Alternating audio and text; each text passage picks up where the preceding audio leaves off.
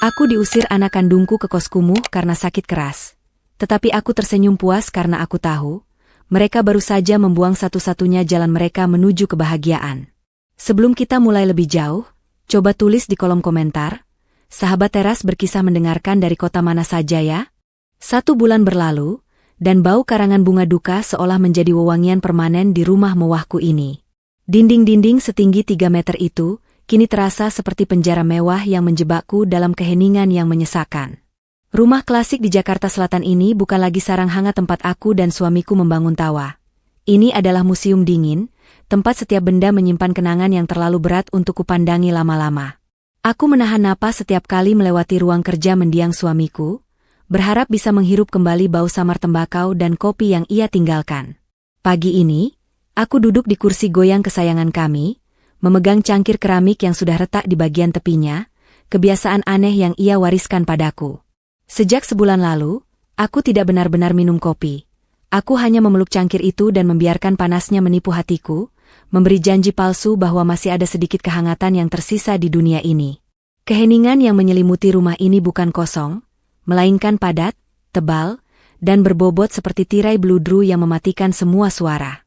Dulu, keheningan seperti ini hanya terjadi saat kami berdua sedang asyik membaca di sofa panjang itu. Sekarang, keheningan ini adalah suara duka yang berteriak-teriak di telingaku, mengingatkanku bahwa Bapak tidak akan pernah lagi berdeham dari balik koran, atau mengomel lucu karena kunci mobilnya selalu menghilang di tempat yang sama. Aku tahu, Bapak meninggalkanku di sini dengan segalanya. Rumah megah, harta yang lebih dari cukup, dan warisan cinta yang luar biasa. Sayangnya, ia juga meninggalkan panggung drama untuk babak baru yang dimainkan oleh anak kandungku sendiri. Sungguh ironis. Saat aku sedang berjuang menenggelamkan diri dalam duka yang sunyi, dunia luar memaksa masuk melalui suara deru mesin mobil mewah yang tak asing. Itu pasti Rian dan Sita. Anak tunggalku dan menantu yang pernah aku anggap seperti putriku sendiri. Sejak Bapak meninggal, mereka memang rajin berkunjung. Sangat rajin, malah. Terlalu rajin untuk bisa kupercayai sebagai bentuk kasih sayang murni seorang anak. Begitu pintu jati tebal itu terbuka, rumah yang tadinya dingin mendadak terasa dipenuhi oleh aroma parfum mahal yang terlalu menyengat dan tawa yang terlalu dipaksakan. Rian, anakku, masuk lebih dulu dengan kemeja licin dan sepatu kulit mengkilap. Di belakangnya, Sita, menantuku, tampak berseri-seri dalam balutan baju terusan bermerek yang baru dibelinya minggu lalu. Ya ampun, bahkan di tengah suasana berkabung, mereka masih bisa terlihat seperti sedang bersiap menghadiri peragaan busana di pusat perbelanjaan elit di Jakarta. Mama, sudah makan siang, Ma?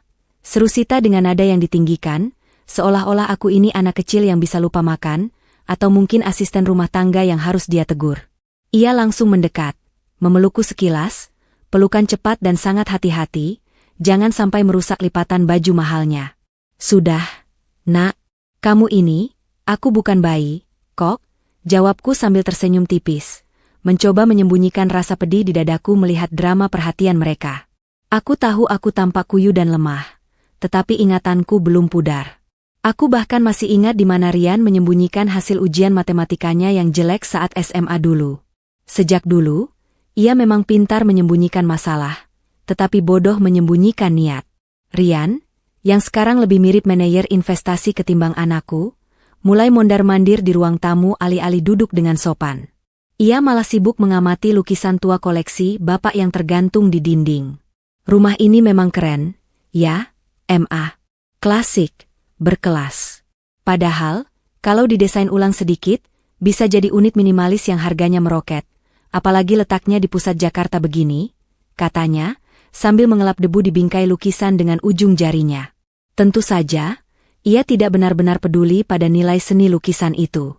Ia hanya menghitung nilai jualnya dalam miliar. Aku hanya mengangguk, menyisakan tawa dingin di dalam hati. Anakku ini memang tidak pernah berubah. Sejak dulu, segala sesuatu di matanya selalu berangka, berlabel harga, dan harus mendatangkan keuntungan. Bapak sudah melihat sifat ini sejak lama, sifat yang terlalu mencintai uang daripada orang di sekitarnya. Dan Bapak, suamiku yang cerdas dan penuh perhitungan itu, tidak pernah bertindak tanpa rencana cadangan. Begini, Ma. Kami kesini mau membahas soal aset. Semuanya harus rapi. Mama, kan lagi berduka, biar kami yang urus semuanya. Mama tenang-tenang saja, ya, kata Rian, akhirnya duduk di sofa tunggal di hadapanku, sambil mengeluarkan sebuah map dari tas kerjanya yang baru. Tentu saja, kata rapi, di kamus mereka berarti, segera diuangkan dan dibagi dua. Sita mengangguk setuju, memamerkan cincin berlian baru di jarinya yang berkilauan. Iya, Ma. Kami sudah menyusun laporan keuangan bulanan Bapak. Kami lihat banyak sekali aset yang tidur. Sayang, loh, Ma, kalau nggak dimainkan. Tambahnya, menggunakan istilah-istilah bisnis dari buku motivasi yang sering ia baca. Aku hanya bisa menatap Sita tanpa berkedip. Dimainkan? Sejak kapan aset suami yang dibangun dengan keringat puluhan tahun itu menjadi mainan? Saat Rian mulai merinci soal deposito, surat tanah, dan saham yang harus segera dijual, aku hanya mendengarkan sambil menyesap kopi dingin. Aku membiarkan mereka bicara, membiarkan mereka merasa cerdas dan memegang kendali. Inilah momen kecil yang lucu bagiku, menyaksikan dua orang dewasa yang mencoba menipu ibu tua mereka, padahal si ibu sudah membaca gelagat mereka sejak bertahun-tahun yang lalu. Humor memang berfungsi sebagai peredam rasa sakit.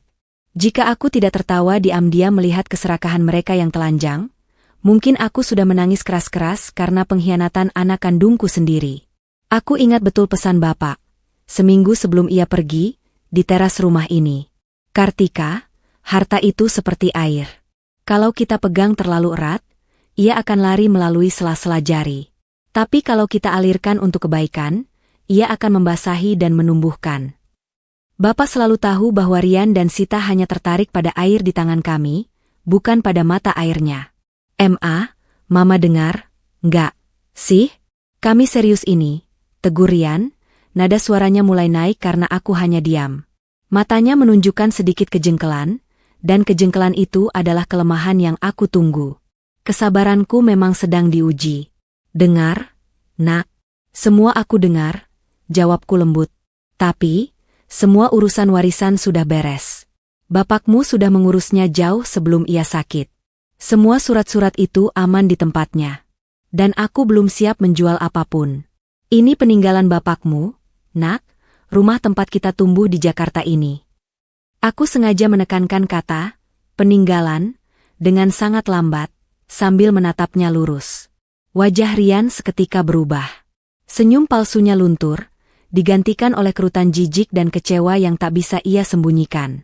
Aduh, Mama ini, kita nggak bicara soal kenangan, Ma. Kita bicara soal potensi kerugian. Kalau aset ini nggak dicairkan sekarang, nilainya bisa turun. Kami harus mengamankan uang itu. Serunya, hampir membentak. Ia terdengar seperti anak kecil yang permennya direbut. Sita, menantuku, dengan cepat mengambil alih, menepuk lengan Rian, lalu tersenyum manis kepadaku. Mama, Rian itu cuma khawatir. Kami hanya ingin Mama nyaman dan tidak usah pusing memikirkan uang. Biar kami yang mengamankan. Lagi pula, kan, Rian anak tunggal Mama. Cepat atau lambat, ini semua akan jadi milik Rian juga. Kok, bujuk Sita, sambil mencondongkan tubuhnya ke depan, berusaha terlihat tulus. Tulus seperti serigala yang menawarkan bantuan mengurus domba. Insightful, memang benar kata pepatah lama, anak yang serakah tidak akan menunggu kematian orang tua, mereka hanya menunggu kesempatan yang paling tepat untuk mengambil warisan.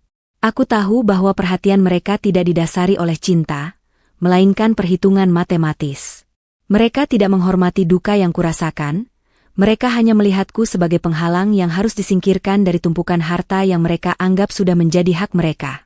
Aku hanya tersenyum samar, senyum yang kuyakin membuat mereka bingung. Aku tidak marah, aku hanya sedih.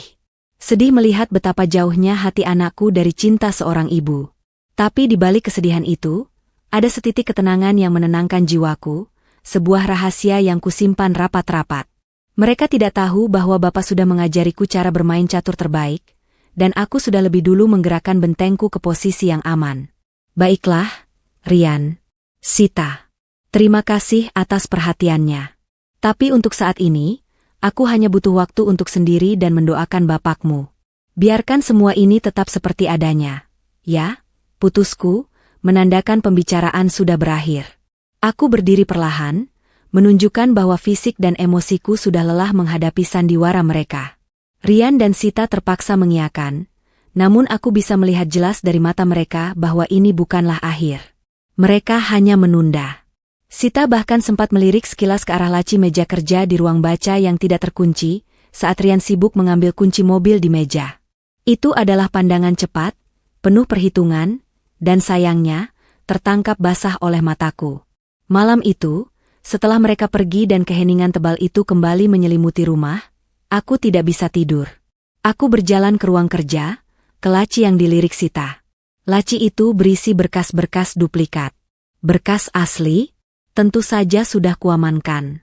Aku adalah seorang janda, ya, tapi aku bukan wanita yang bisa mereka bodohi mentah-mentah. Aku mengunci laci itu, memegang kuncinya erat-erat, dan berbisik ke dalam keheningan. Mereka tidak tahu apa yang sudah aku lakukan tepat setelah suamiku meninggal. Itu adalah janji, sekaligus benteng pertahananku yang terakhir. Keesokan harinya, drama sesungguhnya baru dimulai. Aku tiba-tiba merasa pusing, demam, dan tidak berdaya.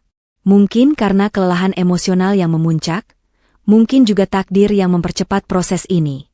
Yang jelas, babak kedua dalam permainan ini baru saja dimulai, dan aku, si pemain catur tua yang kini terbaring lemah, harus pasrah menunggu bidak lawan bergerak. Aku tahu, ini adalah kesempatan emas yang ditunggu-tunggu Rian dan Sita untuk beraksi tanpa hambatan. Mereka mengira aku sudah lumpuh. Mereka akan segera tahu betapa salahnya perhitungan mereka. Demam itu datang tanpa permisi, membawa serta rasa dingin yang menusuk sampai ke tulang, seolah-olah seluruh sisa kehangatan di tubuhku ikut pergi bersama Bapak. Aku terperangkap di bawah selimut tebal, tubuhku menolak diajak kompromi, merasakan sensasi aneh di mana arwahku seolah sudah berpisah, hanya menyisakan daging yang lemah di atas ranjang king size ini. Rasanya sungguh ironis. Aku baru saja berhasil menjaga kewarasanku dari rasa duka yang dalam, tapi kini aku harus berhadapan dengan kelemahan fisik yang membuatku tak berdaya. Kabar sakitku sampai ke telinga Rian dan Sita secepat kilat, dan reaksi mereka sama sekali tidak menunjukkan kepanikan. Bukannya panik memikirkan kesehatanku, mata mereka justru bersinar, seolah melihat hadiah Natal yang jatuh dari langit langsung ke pangkuan mereka. Mereka datang ke rumahku di Jakarta dengan kecepatan yang tidak pernah mereka tunjukkan saat Bapak masih ada. Mereka membawa tas ransel besar, entah isinya apa, tapi aku yakin bukan obat flu atau vitamin. Aduh, Mama, kenapa bisa begini, sih? Sita mendekat dengan wajah pura-pura khawatir yang sangat meyakinkan, sambil menyentuh dahiku dengan punggung tangannya yang dingin. Sentuhan itu sangat cepat. Secepat perhatiannya akan segera beralih dari keningku ke laci-laci. Ia membawakanku semangkuk bubur hambar buatan asisten rumah tangga, tetapi tatapannya lebih tertuju pada laci nakas yang terkunci di samping tempat tidur. Humor, aku tertawa pelan, tawa yang hanya bisa didengar di dalam kepalaku sendiri. Bubur itu bahkan tidak enak dan rasanya seperti lem kanji. Aku yakin Sita tidak tahu cara merebus air sampai matang, apalagi memasak bubur. Dan dia pikir aku tidak melihat matanya yang melirik laci itu setiap 5 detik sekali. Mencoba menghitung berapa lama lagi waktu yang ia perlukan untuk mengambil kunci laci. Dasar menantu, mencoba menipu janda yang punya mata elang. Aku nggak apa-apa, Nak. Cuma butuh istirahat, bisikku, suaraku serak dan lemah. Kelemahan ini membuatku harus bermain peran. Semakin lemah aku terlihat, semakin besar rasa percaya diri mereka untuk segera bertindak. Rian, yang lebih praktis dan terus terang tentang motifnya, segera mengambil alih kendali. Ia mulai berbicara dengan nada otoritas yang tidak pernah ia miliki sebelumnya, mengubah kamar tidurku menjadi ruang komando darurat. Sita, kamu jaga Mama di sini. Aku akan memindahkan semua barang penting Mama ke ruang kerja. Ponsel, dompet, kunci-kunci, dan laptop Mama. Semuanya harus aman. Rian menggerakkan tangannya ke udara, menunjuk ke segala arah. Alasannya? Agar Mama bisa fokus istirahat dan tidak terganggu. Aku nggak mau Mama stres karena hal-hal kecil, katanya, sambil memasukkan ponselku ke dalam kantong celana. Aku tahu, itu bohong besar. Mereka ingin aku terisolasi. Mereka ingin menghilangkan semua alat komunikasi yang bisa menghubungkanku dengan dunia luar, dan yang paling penting, alat yang bisa menghubungkanku dengan notaris atau pengacara langganan Bapak. Mereka ingin memastikan tidak ada alarm yang berbunyi ketika mereka mulai membongkar seluruh rumah. Begitu mereka memindahkan semua barangku, aku mendengar langkah kaki mereka mondar-mandir di ruang kerjaku. Mereka berbicara dengan suara berbisik yang keras, yakin bahwa demam telah menulikan pendengaranku. Kamu cari kuncinya. Kunci laci itu pasti di tempat biasa Bapak menyimpannya. Bisik Rian, suaranya terdengar cemas. Aku sudah cari, Rian. Tidak ada di kotak perhiasan, tidak ada di dompet Mama. Apa jangan-jangan dia sudah memindahkan berkasnya? Sita menjawab dengan nada panik yang tertahan. Mendengar bisikan panik mereka, aku tersenyum di balik selimutku yang tebal. Insightful, kepanikan adalah musuh utama keserakahan. Semakin panik mereka, semakin ceroboh mereka bertindak, dan semakin mudah aku membaca setiap gerakan mereka. Malam itu, perburuan harta karun yang sesungguhnya dimulai. Aku mendengar suara gesekan kertas, bunyi laci yang dibuka paksa, meskipun Rian akan menyangkalnya nanti, dan bisikan tertahan yang penuh antisipasi. Aku tahu, mereka sedang mencari surat-surat rumah yang nilainya 2 miliar rupiah itu. Surat rumah klasik di Jakarta, yang selama ini menjadi simbol keberhasilan dan kehangatan keluargaku. Pikiranku saat itu sangat jernih, meskipun tubuhku menggigil. Aku tahu persis apa yang mereka cari. Tepat setelah Bapak meninggal, ketika semua orang sibuk dengan upacara duka, aku bergerak cepat. Bukan karena aku tidak berduka, tapi karena aku tahu permainan ini akan datang. Aku memindahkan semua aset penting, termasuk surat rumah asli, ke tempat yang hanya aku dan Bapak yang tahu. Lalu, aku meninggalkan umpan, sebuah map lusuh berisi duplikat surat rumah, yang terlihat sangat meyakinkan tetapi tidak memiliki kekuatan hukum sama sekali. Keesokan paginya, aku terbangun oleh suara pintu yang dibuka dengan tergesa-gesa. Rian masuk, wajahnya berseri-seri, seolah ia baru saja memenangkan undian berhadiah. Di tangannya, ia memegang map lusuh yang kutinggalkan sebagai jebakan. Mama, syukurlah. Semuanya sudah kami temukan. Sudah aman. Rian mendekatiku, suaranya dipenuhi kelegaan palsu. Ia tidak repot-repot menanyakan apakah demamku sudah turun. Sita berdiri di ambang pintu, menyunggingkan senyum kemenangan. Mereka berdua terlihat sangat lega dan sombong. Aku hanya mengangguk lemah, memejamkan mata. Baguslah, Nak. Mama tenang kalau kalian yang pegang. Kalian memang anak yang bisa diandalkan. Aku sengaja memuji mereka. Pujian itu seperti pupuk bagi keserakahan mereka. Insightful, tidak ada yang lebih mudah ditipu daripada orang yang hatinya sudah dipenuhi keserakahan. Mereka tidak peduli dengan keaslian berkas itu. Mereka hanya peduli dengan label, surat rumah, di sampulnya. Setelah penemuan itu, suasana di rumahku berubah drastis. Rian dan Sita tidak lagi rajin menjengukku di kamar. Sebaliknya, mereka sibuk menelepon seseorang di ruang tamu. Suara mereka tidak lagi berbisik. Mereka mulai berbicara keras tentang harga pasar, kesepakatan cepat, dan pembeli yang mendesak. Aku terbaring mendengarkan, mencatat setiap detail percakapan mereka. Aku mendengar Rian menyebut angka yang membuat jantungku berdebar, 2 miliar rupiah. Ya, mereka sedang menjual rumahku di Jakarta Selatan, dengan cepat. Sore itu, Sita masuk ke kamar sambil tersenyum lebar. Mama, sebentar lagi Mama akan pindah, ya? Kami sudah siapkan tempat baru yang lebih tenang, di pinggir kota. Mama nggak usah capek-capek lagi mengurus rumah sebesar ini. Kami sudah bereskan semuanya. Sambil tersenyum, ia menyodorkan sebuah amplop coklat tebal. Ini, MA. Uang pegangan Mama untuk sewa tempat baru. 1 juta rupiah. Jangan boros-boros, ya, MA. Aku menatap amplop itu, lalu menatap Sita. Hanya 1 juta rupiah. Untuk dijualnya rumah senilai 2 miliar. Perasaan terkejutku sudah lama lenyap, digantikan oleh rasa geli yang tebal. Aku tidak mengambil amplop itu.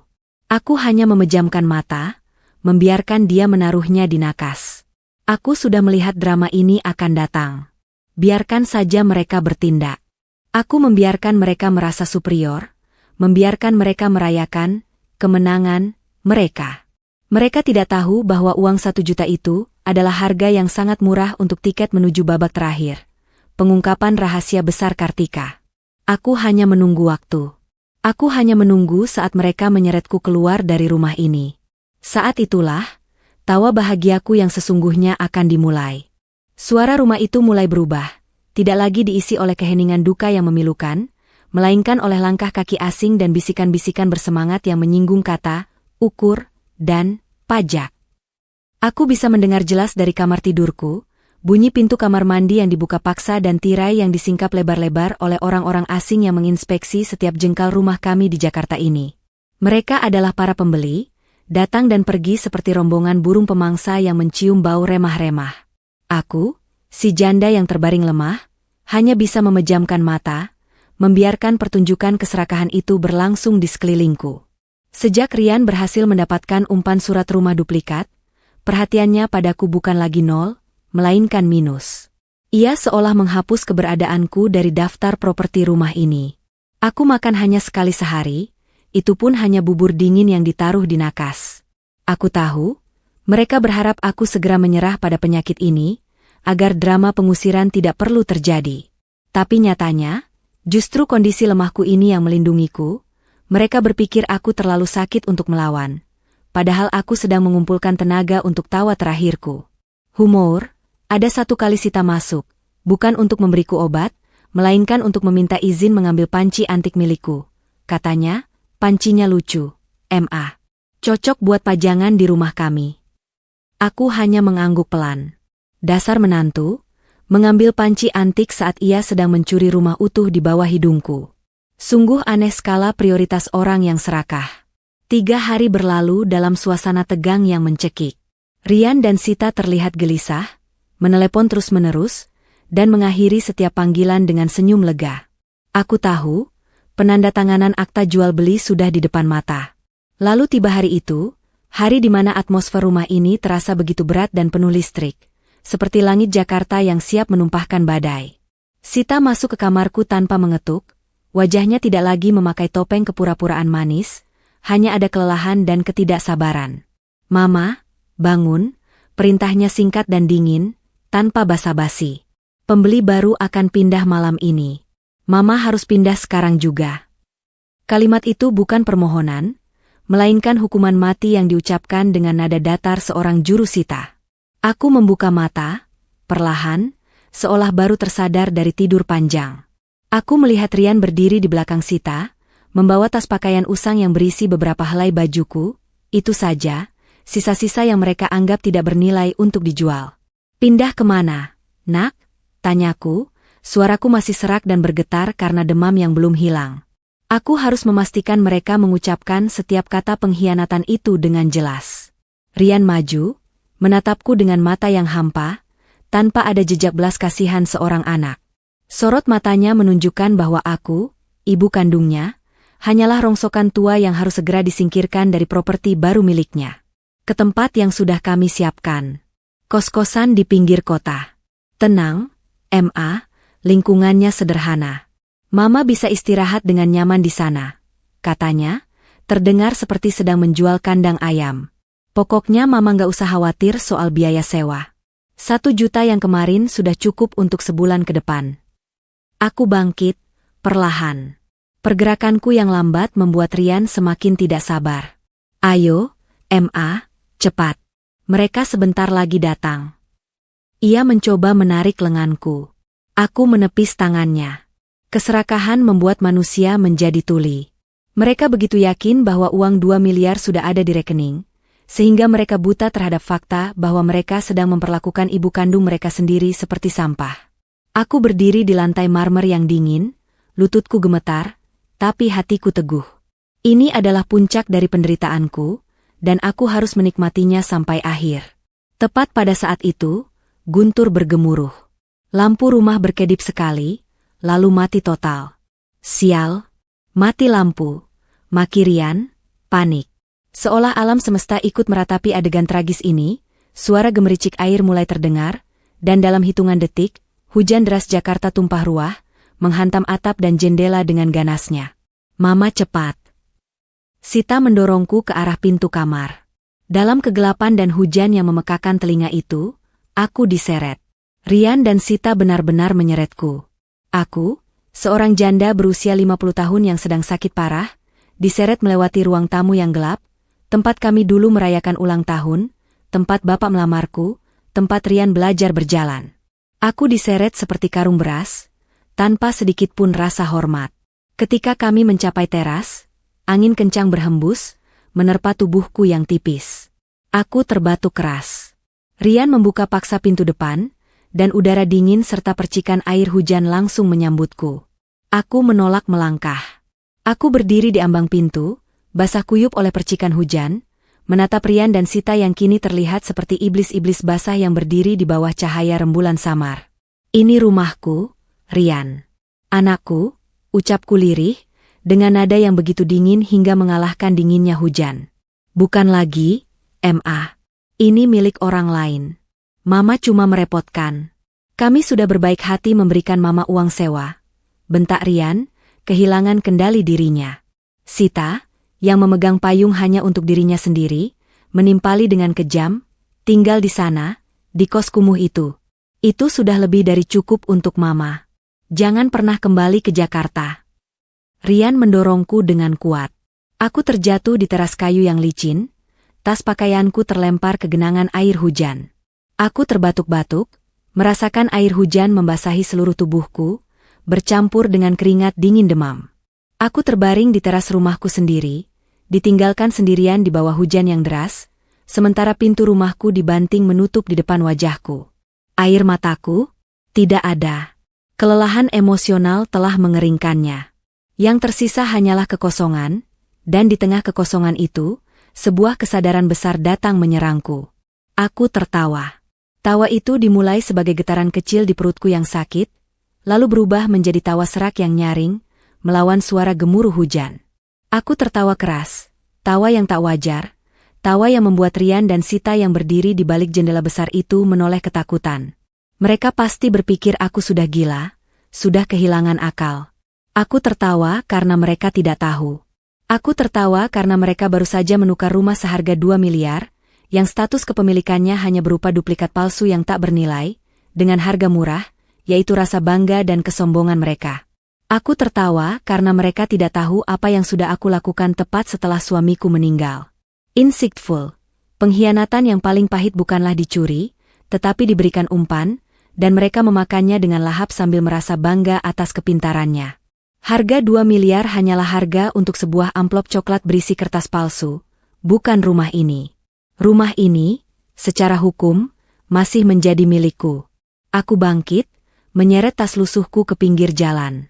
Hujan membasuh demam dan kekotoran jiwa yang baru saja kulihat. Aku akan pergi ke kos kumuh itu. Aku akan bersembunyi. Dan aku akan menunggu. Permainan baru saja dimulai, dan bidak raja mereka baru saja kutinggalkan di tengah papan catur. Air hujan membasuh debu di tubuhku, tapi tidak bisa menghilangkan rasa dingin akibat pengkhianatan yang baru saja kurasakan. Kos-kosan kumuh di pinggir Jakarta ini, dengan aroma lembab dan cat dinding mengelupas, adalah ironi termanis yang pernah aku nikmati dalam hidupku. Bayangkan, aku yang biasa tidur di kamar berukuran satu lapangan badminton dengan pendingin udara sentral, kini meringkuk di atas kasur tipis yang pegasnya menusuk-nusuk punggungku, hanya ditutupi kipas angin butut yang berputar enggan. Tapi anehnya, aku merasa damai. Setelah pengusiran dramatis itu, seorang tukang ojek yang kasihan melihatku terhuyung-huyung di pinggir jalan membawaku ke alamat ini. Aku membayar dengan sisa uang receh di sakuku. Begitu sampai, aku langsung ambruk, membiarkan tubuhku yang demam dan kedinginan beristirahat. Aku tahu, mereka mengira aku sedang menderita. Dan ya, secara fisik aku memang menderita. Namun, jiwaku sedang merayakan kemenangan kecil. Aku menatap amplop coklat berisi uang 1 juta yang diletakkan Sita di nakas kos-kosan ini. Uang yang mereka anggap sebagai harga untuk menyingkirkan aku seumur hidup. Aku mengambilnya, menghitungnya di bawah cahaya rembulan yang masuk melalui celah jendela yang pecah. 1 juta rupiah. Cukup untuk 1 bulan sewa kos-kosan dan membeli beberapa bungkus mie instan. Aku tertawa pelan. Tawa kali ini lebih manis. Ternyata harga ibumu di mata anakmu sendiri hanya senilai 20 kantong mie instan premium.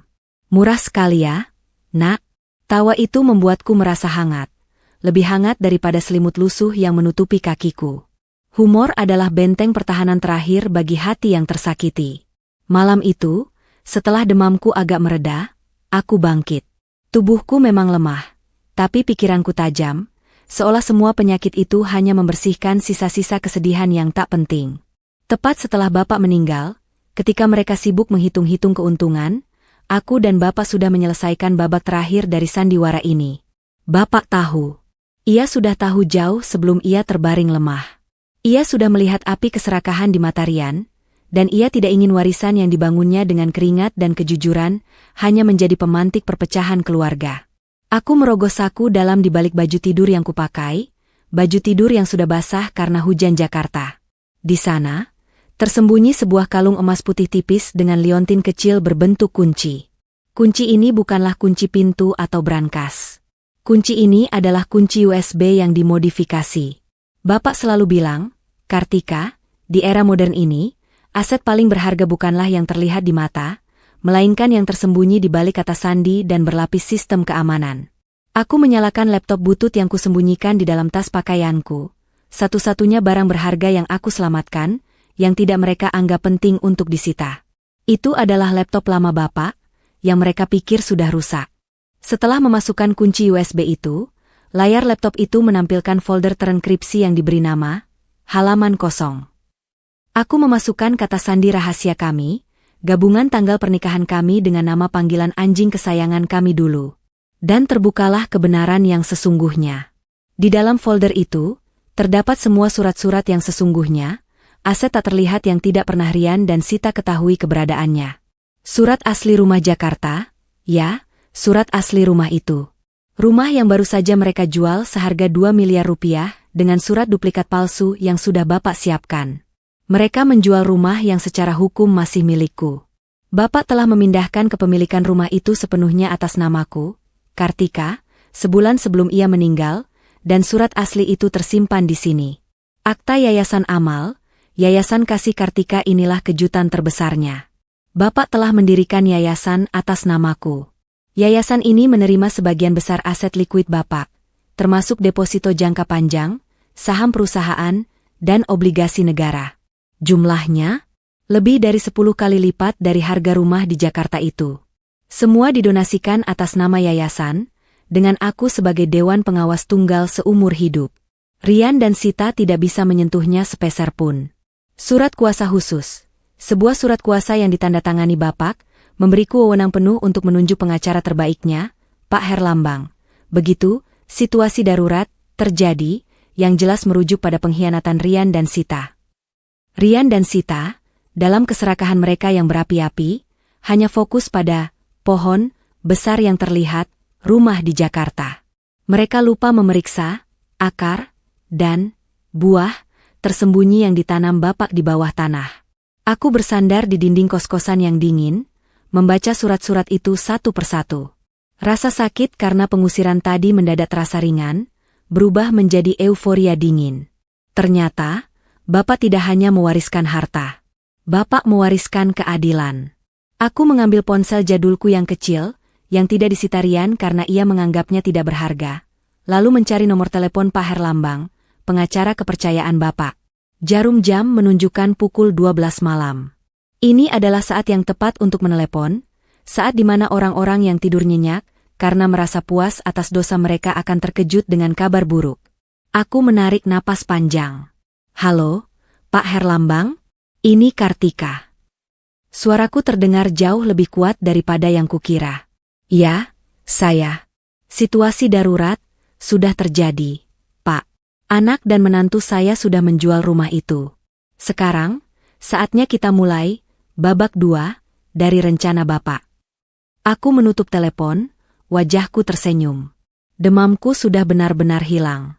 Malam itu, di kamar kos kumuh seharga 1 juta rupiah, aku merancang kehancuran finansial anakku sendiri. Dan aku tidak merasa bersalah sedikit pun. Aku hanya merasa seperti ibu yang memberikan pelajaran hidup yang sangat mahal.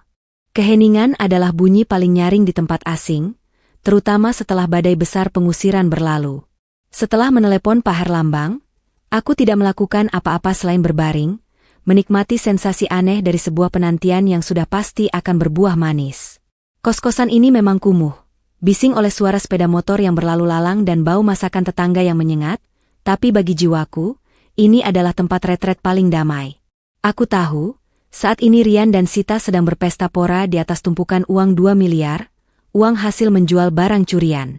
Aku membayangkan mereka membeli barang-barang mahal tanpa perlu berpikir dua kali, makan di restoran mewah di pusat Jakarta, dan tidur nyenyak dalam kesombongan mereka. Betapa naifnya, nak. Uang itu belum sepenuhnya menjadi milikmu. Itu hanyalah uang muka dari mimpi buruk yang sebentar lagi akan datang. Insightful, keserakahan memiliki daya tarik yang kuat, ia menulikan telinga dan membutakan mata pelakunya. Ketika uang begitu mudah didapatkan dari hasil kejahatan, mereka tidak akan pernah memeriksa apakah uang itu beracun. Di sisi lain kota, aku menerima pembaruan dari Pak Herlambang. Pengacara kepercayaanku ini bergerak cepat, senyap, dan efisien. Dia tidak perlu tahu di mana aku berada, dia hanya perlu tahu apa yang harus dilakukan. Bu Kartika, pembeli rumah itu sudah mulai resah. Pihak notaris yang mereka tunjuk menemukan kejanggalan pada akta jual beli, AJB, yang dibawa Rian, lapor Pak Herlambang melalui telepon, suaranya terdengar datar dan profesional. Kejanggalan apa, Pak? Tanyaku, sambil menikmati mie instan panas, makanan paling enak yang kurasakan setelah berhari-hari hanya makan bubur hambar. Stempelnya. Stempel itu palsu, Bu. Tapi yang paling fatal, NIK, nomor induk kependudukan, ibu yang tercantum di surat duplikat tidak terdaftar dalam catatan terbaru. Mereka tidak bisa memprosesnya di Badan Pertanahan Nasional. Aku tersenyum puas. Ini adalah bagian jenius dari rencana Bapak. Surat palsu itu harus terlihat asli, tapi harus memiliki kecacatan fatal yang hanya bisa dideteksi oleh sistem resmi. Rian terlalu serakah dan terburu-buru, hingga tidak memeriksa detail sekecil itu. Baik, Pak. Biarkan mereka bingung dulu. Jangan lakukan apa-apa, pintaku. Aku ingin Rian dan Sita mencicipi sedikit kepanikan sebelum aku menyajikan hidangan utama. 2 hari kemudian, ponsel bututku berdering, menampilkan nomor yang tidak dikenal. Aku biarkan saja. Aku tahu itu pasti Rian atau Sita, atau bahkan si pembeli yang marah. Tak lama kemudian, ponselku dibanjiri pesan. Humor. Aku duduk di teras kos, membaca pesan-pesan dari Rian yang awalnya sopan, lalu berubah menjadi kesal, dan akhirnya menuntut. Awalnya dia memanggilku, Mama sayang, lalu berubah menjadi Mama yang terhormat, dan puncaknya menjadi, Nyonya Kartika, tolong angkat teleponku sekarang juga. Sungguh evolusi panggilan yang mahal akibat uang 2 miliar. Aku membalas pesannya dengan sebuah emoji senyum. Hanya itu. Puncak dari kebingungan mereka terjadi pada hari kelima. Pintu kos-kosan sebelahku yang reot digedor kencang sekali. Aku tahu itu bukan tetangga. Aku berjalan perlahan ke pintu, mengintip dari celah kecil. Di luar, berdiri Rian dan Sita. Wajah mereka pucat, mata mereka memerah, dan keringat dingin membasahi dahi mereka meskipun hari sudah sore. Mereka terlihat menyedihkan. Pakaian mahal yang mereka beli dengan uang, hasil curian, itu kini terlihat kotor dan kusut. Seolah mereka baru saja lari dari kejaran anjing gila. Mama, Mama, keluar, Ma. Kami harus bicara, teriak Rian, suaranya putus asa dan sedikit cemas. Kami sudah dikirimi surat panggilan dari pengadilan. Katanya kami menipu. Sita menangis histeris. Rumah itu, Ma. Pembelinya menuntut kami mengembalikan uangnya utuh. Aku tidak membuka pintu. Aku hanya berdiri di dalam, tersenyum. Aku mendengarkan pengakuan dosa mereka yang terlambat. Mereka baru menyadari bahwa surat yang mereka gunakan untuk menjual rumah adalah sampah tak berharga. Aku mengambil napas, menarik udara lembab dan bau masakan gosong di kos-kosan ini. Inilah saatnya. Aku membuka pintu hanya sedikit, cukup bagi mata mereka untuk melihat diriku yang berdiri tegak, tidak lagi sakit. Aku menatap mereka, bukan dengan kebencian, tapi dengan rasa kasihan yang dingin. Kalian sudah menjual rumahku, Rian. Kalian sudah mengusirku dari rumahku di Jakarta, ucapku tenang. Apa yang kalian harapkan, Nak? Bahwa ibu akan memberimu selamat atas keberhasilanmu menjadi penipu. Wajah Rian langsung berubah, dari panik menjadi marah dan ketakutan. Mama jangan gila. Mama harus tanda tangan surat-surat yang benar. Kalau tidak, kita semua akan kena masalah hukum. Kita? Aku mengangkat satu alisku. Aku tidak ada dalam masalah hukum. Kalian yang ada. Kalian yang menjual barang yang bukan milikmu. Kalian yang menggunakan surat palsu. Tepat saat itu, sebuah mobil sedan hitam mengkilat berhenti di depan gang kos-kosan. Keluar dari mobil itu, dengan setelan jas mahal dan tas kulit, adalah Pak Herlambang. Kartika. Pak Herlambang menyapaku formal, mengabaikan tatapan mata Rian dan Sita yang melebar ketakutan. Surat gugatan perdata sudah didaftarkan. Kita menuntut pembatalan penjualan rumah, dan menuntut ganti rugi atas kerugian mental dan pengusiran. Rian dan Sita hanya bisa berdiri kaku, basah oleh keringat dan air mata, menyaksikan pengacara termahal di Jakarta mendatangi aku, ibunya, di kos-kosan kumuh ini. Mereka melihatku, si janda lemah yang mereka usir, ternyata adalah orang yang memegang kartu as paling kuat. Aku tersenyum pada mereka, senyum yang sama yang kuberikan saat mereka membawakanku bubur basi. Selamat menikmati babak 2, nak. Ibu harap kalian punya sisa uang yang cukup untuk menyewa pengacara. Bisikku pelan, lalu menutup pintu kos itu dengan tenang. Permainan sudah dimulai. Membiarkan Rian dan Sita basah kuyup di luar pintu reot kos-kosan, dan menutupnya dengan senyum dingin, adalah salah satu kepuasan terbesar yang pernah aku rasakan. Kepuasan itu terasa mahal, dibayar dengan pengorbanan emosi yang tak ternilai dan penderitaan fisik beberapa hari, tetapi hasilnya sepadan. Melihat dua wajah putih karena panik dan ketakutan itu adalah obat terbaik untuk demamku. Mereka mengira aku sudah habis, tinggal menunggu ajal di pinggiran Jakarta. Mereka salah besar. Malam itu, gedoran pintu dan teriakan mereka berhenti. Mereka pergi. Mungkin mencari pengacara, atau mungkin, yang lebih mungkin, mereka pergi menghabiskan sisa uang hasil curian itu untuk menenangkan saraf. Insightful. Ketika seseorang sudah terjerumus dalam lubang keserakahan, kepanikan mereka selalu diatasi dengan belanja. Mereka tidak pernah menyelesaikan masalah, hanya menundanya dengan barang-barang mewah. Ironis, uang yang mereka gunakan untuk menenangkan diri itu kini menjadi tali yang akan mencekik mereka sendiri di pengadilan. Keesokan harinya, aku mendapat kabar dari Pak Herlambang. Ia mengurus penyitaan jaminan atas rumah lama kami di Jakarta.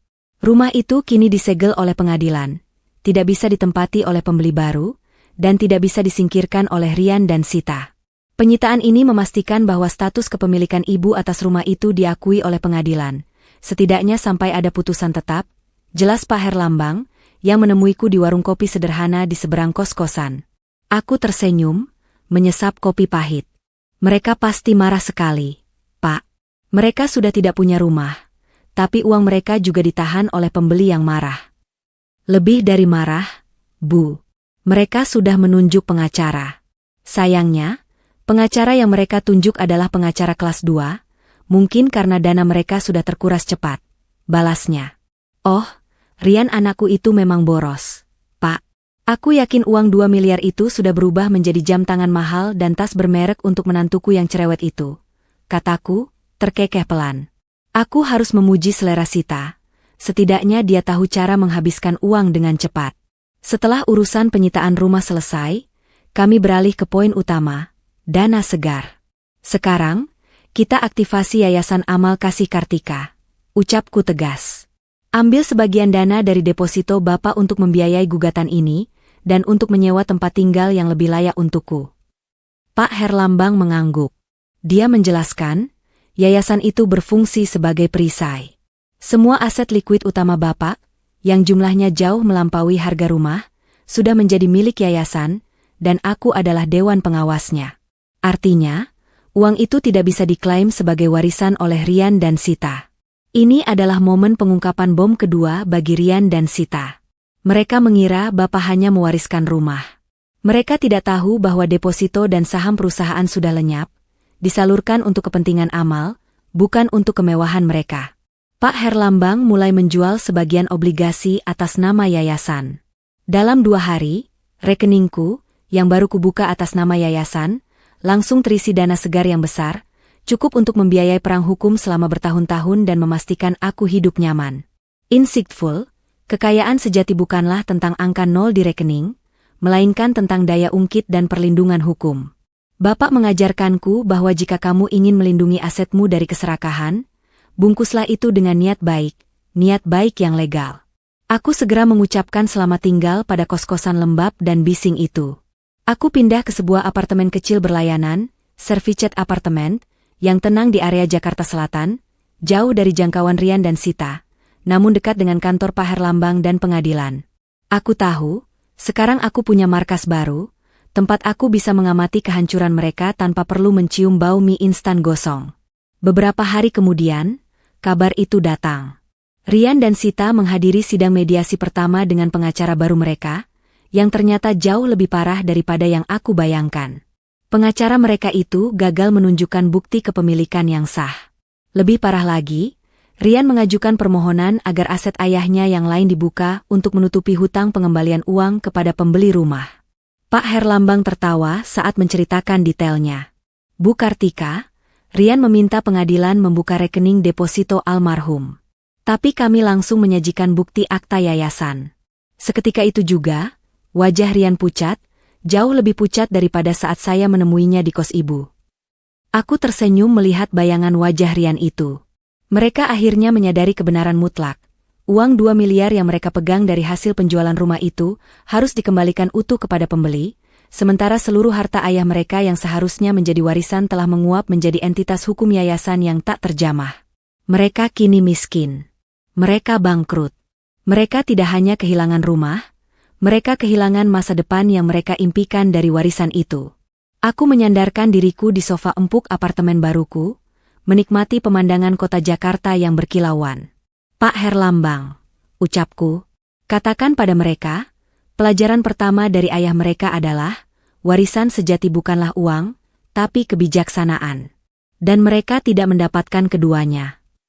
Babak selanjutnya akan menjadi konfrontasi langsung di pengadilan, di mana aku harus tampil di hadapan mereka sebagai saksi utama. Gedung pengadilan di Jakarta Selatan itu menjulang tinggi, megah dan dingin, dipenuhi aura ketegangan dan harapan. Aku berjalan melewati pintu besi dengan langkah tenang, diapit oleh Pak Herlambang dan asistennya, seperti seorang permaisuri yang datang untuk menuntut kembali mahkotanya. Aku tidak lagi mengenakan daster lusuh yang kukenakan saat diusir. Hari ini, aku memakai setelan batik sutra elegan, wajahku terpoles tipis, dan rambutku disanggul rapi. Aku harus terlihat sehat, waras, dan berkuasa. Di sisi lain ruangan, duduk Rian dan Sita. Mereka terlihat menyedihkan. Wajah Rian ditekuk, matanya cekung karena kurang tidur, dan dasi yang dipakainya terasa longgar, seolah tubuhnya sudah kehilangan berat badannya karena stres. Sementara Sita, meski masih berusaha tampil mewah dengan tas tangan bermerek, sorot matanya yang penuh cemas telah menghapus seluruh kemewahan itu. Mereka seperti dua penjahat amatir yang tertangkap basah, uang mereka sudah habis, dan kini mereka harus menghadapi konsekuensi yang nyata. Pengadilan bukanlah tentang siapa yang paling benar. Nak, ini tentang siapa yang memiliki bukti yang paling kuat dan keberanian untuk menghadapinya. Selama ini, kalian hanya bergantung pada emosi dan keserakahan, sementara Bapak dan aku, kami bergantung pada hukum dan logika. Pak Herlambang menenangkan diriku sebelum aku naik ke kursi saksi. Ingat, Bu, mereka akan mencoba memancing emosi Ibu, membuat Ibu terlihat lemah atau tidak stabil mentalnya. Jawab dengan tenang dan fokus pada fakta. Tenang adalah nama tengahku sekarang, Pak, jawabku sambil tersenyum tipis. Aku melangkah ke kursi saksi. Aku bersumpah. Lalu, aku menatap Rian dan Sita, untuk pertama kalinya sejak malam pengusiran itu, tanpa rasa sakit di dada, hanya kekecewaan yang sudah membatu. Pengacara Rian, seorang pria muda dengan jas yang kebesaran, memulai serangannya. Nyonya Kartika, saat almarhum suami Anda melakukan pemindahan hak milik rumah, bukankah Anda sedang dalam kondisi duka yang mendalam? Apakah Anda yakin kondisi mental Anda saat itu 100% prima? Tanyanya, dengan nada meremehkan. Aku tahu ini adalah jebakan mereka, mencoba membatalkan akta rumah dengan alasan aku tidak waras. Terima kasih atas kepedulian Anda, tapi mental saya sangat prima, Tuan Pengacara, jawabku tegas, Suaraku terdengar lantang dan berwibawa di seluruh ruang sidang. Saat itu, duka memang mendalam. Namun, duka tidak membuat saya tuli atau buta. Justru membuat saya lebih jeli. Tambahnya, aku ingin menambahkan, aku bahkan bisa menghitung berapa lembar uang palsu yang disiapkan anakku saat itu, tapi aku menahan diri. Pengacara itu mendesak. Tapi bukankah Rian dan menantu Anda, Sita, yang mengurus semua kebutuhan Anda selama sakit? Mereka yang merawat Anda, bukan? Mereka memang merawat saya, kataku. Aku berhenti sejenak, membiarkan keheningan itu menggantung. Mereka merawat saya, Tuan Pengacara, agar saya cepat sembuh dan cepat-cepat pergi dari rumah. Itu yang mereka sebut merawat. Dan saya berterima kasih, karena merekalah yang membawa saya keluar dari rumah itu sehingga saya bisa menjalankan rencana almarhum suami saya. Ruang sidang hening. Rian dan Sita terlihat kaget. Pengacara mereka terdiam, bingung. Pak Herlambang kemudian bangkit. Ia menyajikan bukti pamungkas, rekaman video almarhum suami yang dibuat 2 hari sebelum beliau meninggal. Video itu diputar di ruang sidang. Di layar, bapakku terlihat lemah, tapi matanya memancarkan ketenangan. Kartika, jika kamu menonton ini, berarti Rian dan Sita sudah melakukan apa yang kita khawatirkan. Mereka hanya melihat rumah, mereka tidak melihat kasih sayang. Rumah ini, secara hukum, sudah milik Kartika sepenuhnya. Kami sudah tahu niat kalian, Nak. Maaf, ini bukan hukuman, ini pelajaran. Warisan ayah yang sebenarnya adalah yayasan amal yang kamu kelola. Hidup yang kami jalani bukan tentang uang, tapi tentang ketenangan hati.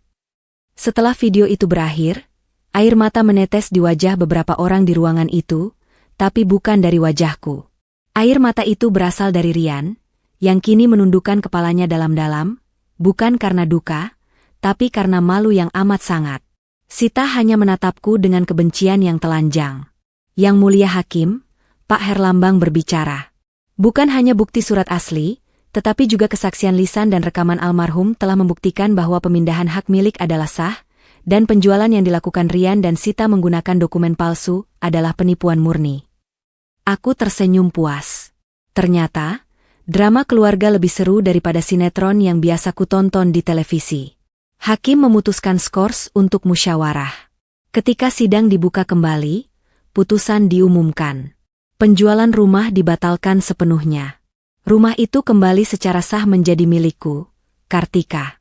Dan Rian serta Sita diwajibkan mengembalikan seluruh uang hasil penjualan kepada pembeli. Jika tidak mampu, aset mereka, termasuk barang-barang mewah yang baru mereka beli, akan disita. Rian, yang tidak bisa menahan kekalahan itu, tiba-tiba berdiri. Mama tidak bisa melakukan ini. Kami anak Mama, teriaknya, penuh keputusasaan. Aku menatapnya lurus. Dulu, saat kalian menyeretku keluar rumah di tengah hujan deras, apakah kalian ingat kalau aku adalah Mama MU? Aku ini bukan ibumu yang sakit dan lemah lagi, Nak. Aku adalah Kartika. Dan sekarang, aku telah memberimu pelajaran hidup yang paling berharga. Aku berdiri, memberikan senyum tenang terakhir, lalu berbalik dan meninggalkan ruang sidang. Keadilan sudah ditegakkan. Tapi, pekerjaan ini belum sepenuhnya selesai. Aku masih memiliki satu rencana terakhir, yayasan. Kemenangan di pengadilan terasa lebih sunyi daripada yang aku bayangkan. Setelah semua gedoran pintu, teriakan histeris, dan perdebatan hukum, tiba-tiba keheninganlah yang mengambil alih, seolah alam semesta sendiri menarik napas lega. Aku kembali ke apartemen berlayanan yang tenang di Jakarta Selatan. Rumahku sudah kembali, tetapi aku memutuskan untuk tidak terburu-buru kembali ke sana. Aku ingin rumah itu benar-benar bersih dari energi tamak yang ditinggalkan Rian dan Sita.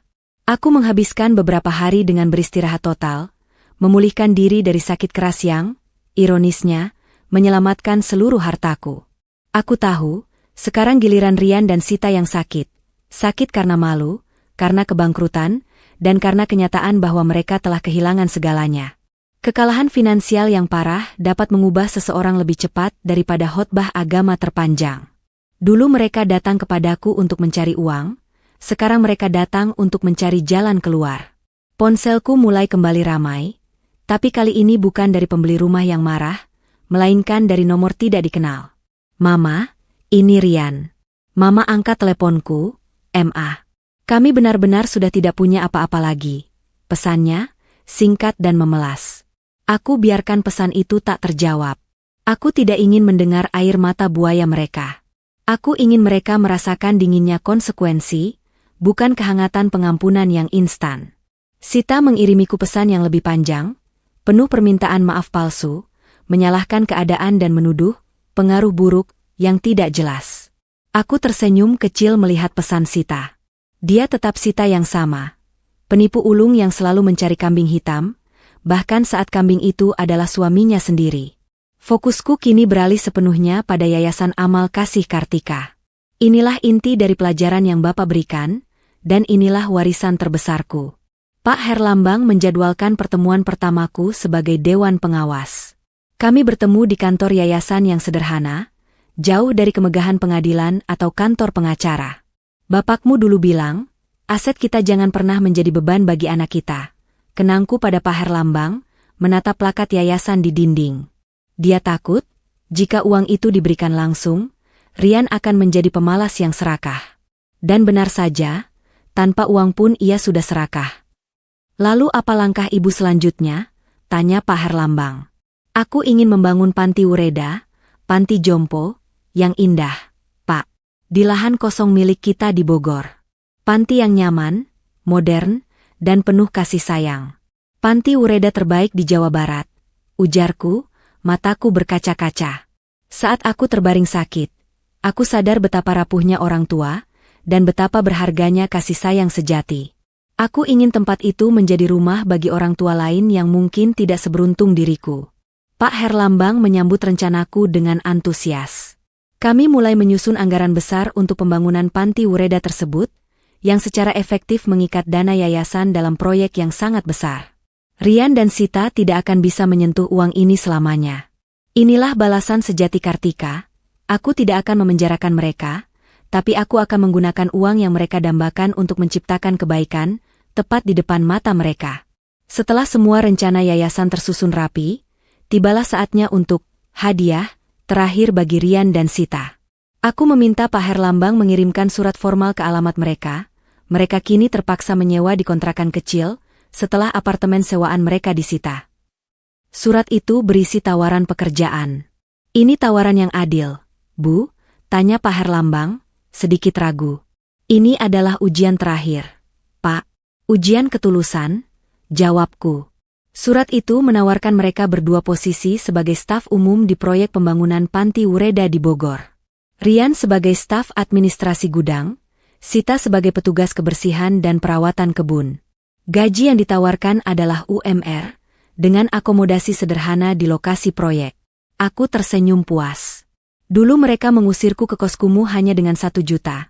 Sekarang aku menawarkan mereka pekerjaan yang benar-benar kotor dan melelahkan, tapi dengan gaji yang halal. Aku menyertakan catatan tulisan tangan di akhir surat itu, hanya untuk Rian. Nak Rian, ayahmu dan aku bukan tidak meninggalkan warisan. Kami meninggalkan 2 hal. Kasih sayang yang kamu tolak, dan pekerjaan mulia yang kamu abaikan. Ambillah pekerjaan ini, Nak. Belajarlah bagaimana uang itu didapatkan dari keringat, bukan dari air mata ibumu. Setelah 2 tahun, jika ayahmu dan aku melihat ketulusan di hatimu, kita bicara lagi. Ibumu, Kartika. Aku menutup surat itu, mengirimkannya, dan kini, aku hanya menunggu. Aku telah memenangkan segalanya. Rumahku, ketenangan batinku, dan warisan sejati suamiku. Nasib Rian dan Sita kini ada di tangan mereka sendiri. Aku yakin, mereka akan datang. Mereka akan mencoba bernegosiasi, merengek, atau bahkan mengancam. Tapi aku sudah siap. Rumah yang kurebut kembali terasa dingin. Tapi rumah kontrakan di pinggir Jakarta yang Rian tempati pasti jauh lebih dingin, tanpa selimut kehangatan dari uang dan martabat palsu. Aku tahu mereka sedang dalam fase terpuruk yang paling dalam. Setelah vonis pengadilan dan penyitaan aset, mereka benar-benar tak punya apa-apa selain mobil tua yang tersisa dan beberapa perabotan yang berhasil diselamatkan. Ketika seseorang kehilangan semua yang ia miliki, yang tersisa hanyalah kepribadian aslinya. Dan kepribadian asli Rian dan Sita ternyata sangat rapuh. Aku mendapatkan kabar dari Pak Herlambang bahwa Sita sempat histeris di kantornya, menuntut penjelasan mengapa ayah bisa sebegitu kejam meninggalkan mereka tanpa warisan. Tentu saja, Pak Herlambang hanya menjawab dengan tenang, semua sudah ada aturannya. Bapakmu tahu persis apa yang dia lakukan.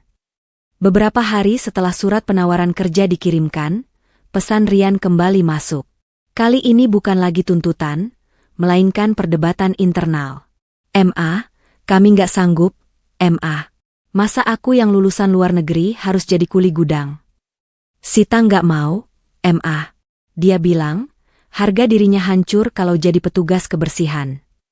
Aku membaca pesan itu sambil menyesap teh kembang telangku yang wangi. Ah, harga diri. Barang mewah yang hanya bisa dipertahankan saat dompetmu tebal. Kalau dompetmu tipis, harga diri hanyalah tawarnya. Aku membalas pesan Rian dengan satu kalimat, rumah ini bernilai 2 miliar. Nak, kamu dan istrimu menukarnya dengan 1 juta dan kos kumuh. Sekarang, aku menukarnya dengan kesempatan. Ambil atau tinggalkan. Tidak ada tawaran lain. Hening. Sunyi sekali. Keheningan inilah yang paling kuat. Mereka tidak lagi punya jurus merengek atau mengancam, karena semua kartu truf sudah aku pegang. 2 hari berlalu.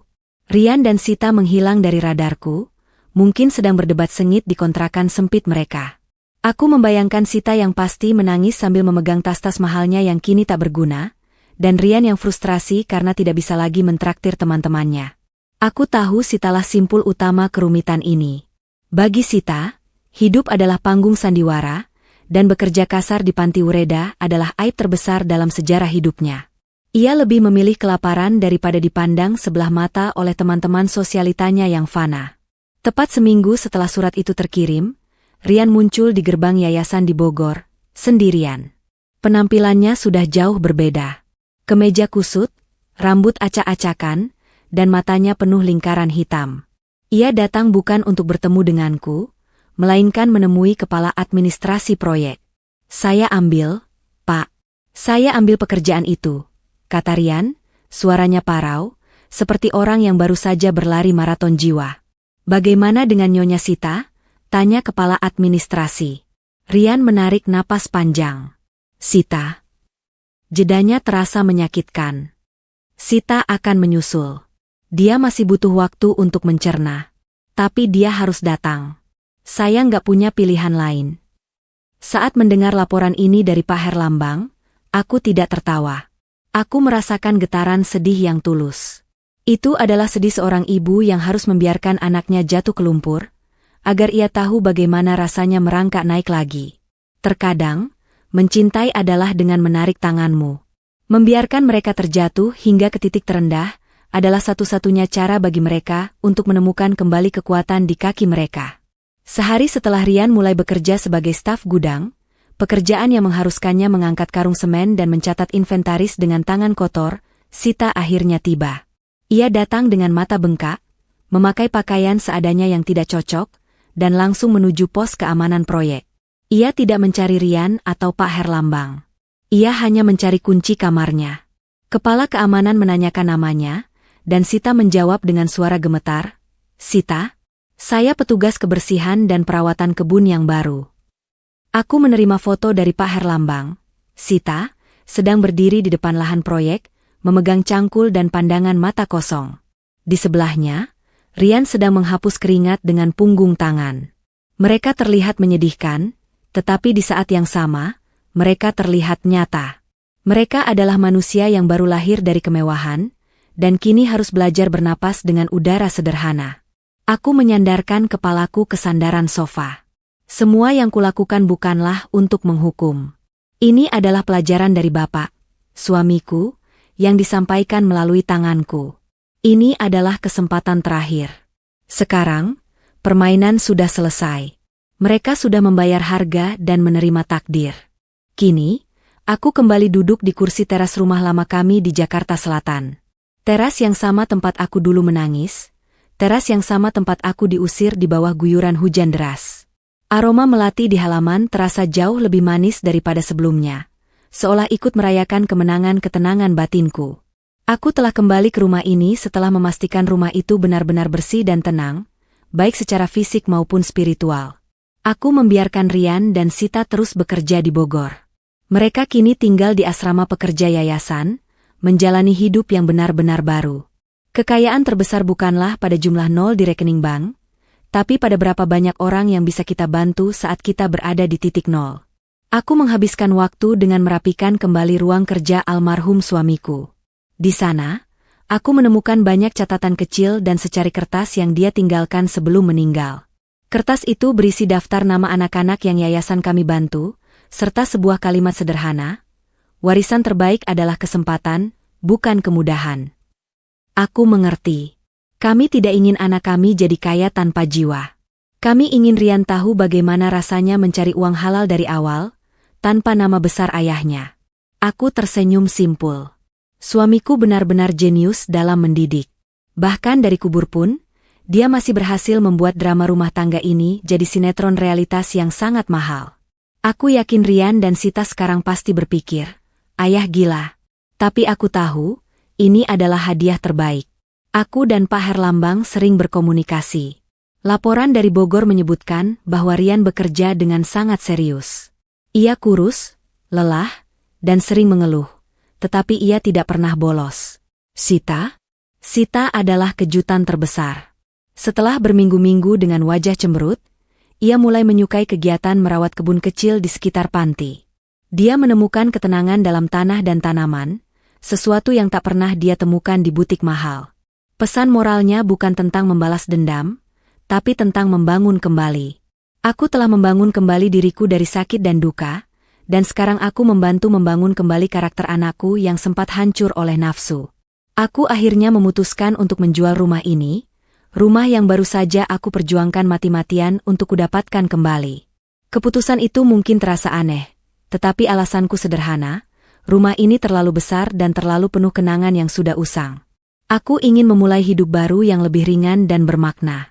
Uang hasil penjualan rumah ini sepenuhnya aku sumbangkan untuk mempercepat pembangunan Panti Wureda, Kasih Kartika, di Bogor. Aku tidak membutuhkan uangnya. Aku membutuhkan tujuan hidup. Beberapa bulan kemudian, Panti Wureda itu berdiri megah, menjadi rumah yang hangat bagi puluhan orang tua yang membutuhkan. Aku pindah ke sebuah rumah kecil yang nyaman, tidak jauh dari Panti Wureda tersebut.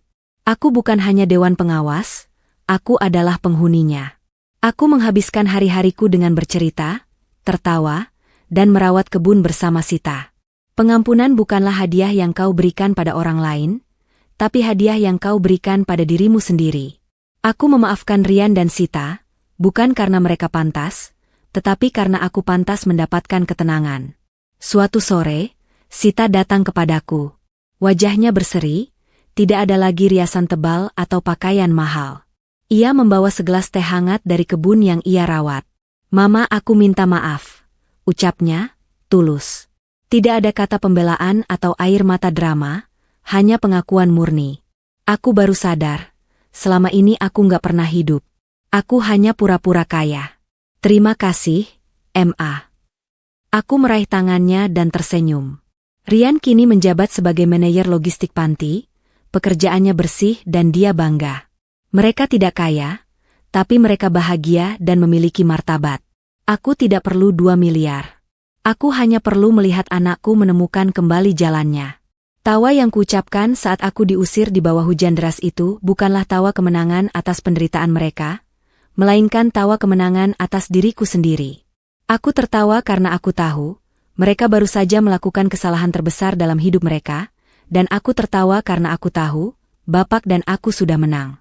Kami telah berhasil mengajarkan pelajaran paling mahal tanpa kehilangan cinta. Dan begitulah, kisahku sebagai janda yang sakit dan diusir berakhir, bukan di kos kumuh, melainkan di rumah baru yang penuh kasih, dikelilingi oleh keluarga besar yang kupilih sendiri, dan anakku yang kembali menemukan jati dirinya.